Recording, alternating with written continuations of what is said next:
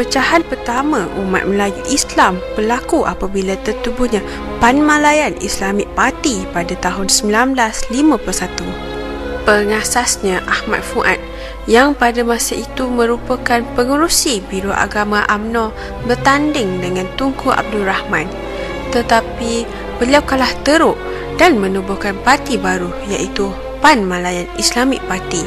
Maka pada titik tolak inilah perpecahan umat Islam Melayu berlaku.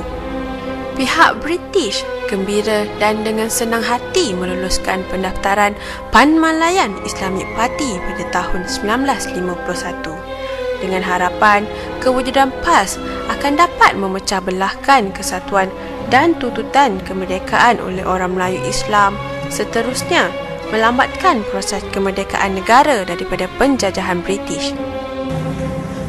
Dia nak pakai nama Melayu, UMNO dah pakai dah. Kemudian dia nak pakai nama apa?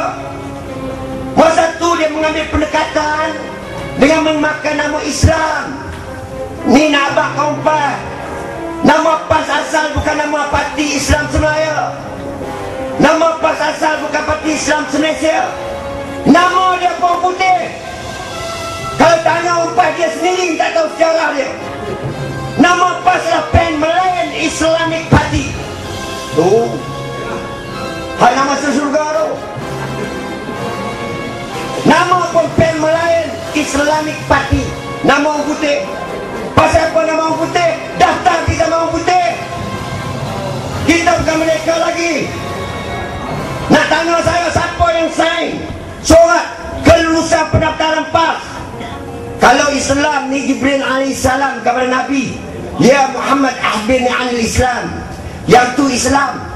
Yang kata PAS ni, siapa yang lulus pertubuhan PAS? Kalau Islam dibawa ke Jibril kepada Nabi.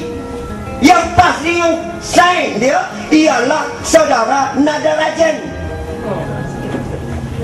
Tu kelulusan pertubuhan Parti Islam PAN Malayan Islamic Party Nadarajan seorang India. Pada masa tu dia pegawai kepada kerajaan British dalam bahagian pertubuhan, pendaftaran pertubuhan.